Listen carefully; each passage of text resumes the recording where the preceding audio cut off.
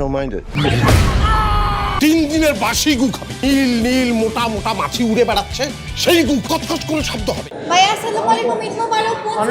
কেমন? শুক্রবার থেকে টক অব দ্য কান্ট্রি প্রধানমন্ত্রী তারেক রহমান এবং তার মেয়ে জাইমা রহমানের সিনেমা হলে গিয়ে সিনেমা দেখা। প্রথমে চাউর হয়েছিল তারা তানিম নূর পরিচালিত বনলতা এক্সপ্রেস ছবি দেখতে গিয়েছিলেন। পরবর্তীতে একাধিক বিশ্বস্ত সূত্র থেকে জানা যায় তারা মূলত বিশ্বব্যাপী আলোচিত সায়েন্স ফিকশন প্রজেক্ট হেল মেরি দেখার জন্য গিয়েছেন। এরপর থেকেই সিনেপ্রেমীদের মনে ঘুরপাক খাচ্ছে কি আছে এই সিনেমায়, আর কেন হঠাৎ স্বয়ং প্রধানমন্ত্রী দেখতে গেলেন সিনেমাটি। স্যান্ডেলিনা সো রূপচর্চায় আভিজাত্য। I've never done anything. I've never done a space. I can't even moonwalk.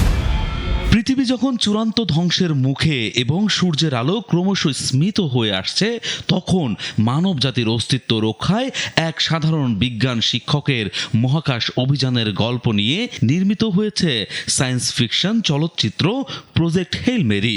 2021 সালে প্রকাশিত জনপ্রিয় লেখক অ্যান্ডি উইয়ারের বহুল পঠিত উপন্যাস অবলম্বনে ফিল লর্ড এবং ক্রিস্টোফার মিলার পরিচালিত এই সিনেমা বিশ্বজুড়ে দর্শকদের মাঝে ব্যাপক আলোড়ন সৃষ্টি করেছে। I'm not an astronaut.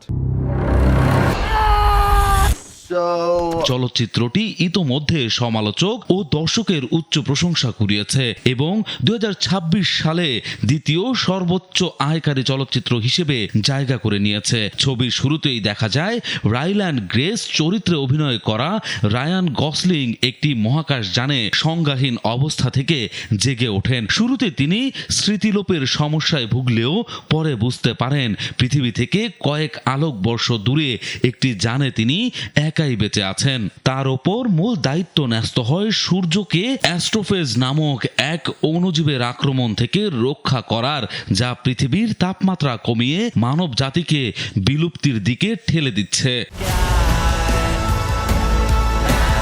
চলচ্চিত্রটির একটি উল্লেখযোগ্য দিক হল কেন্দ্রীয় চরিত্র গ্রেসের সঙ্গে রকি নামক এক ভিনগ্রহী প্রাণীর অভূতপূর্ব বন্ধুত্ব।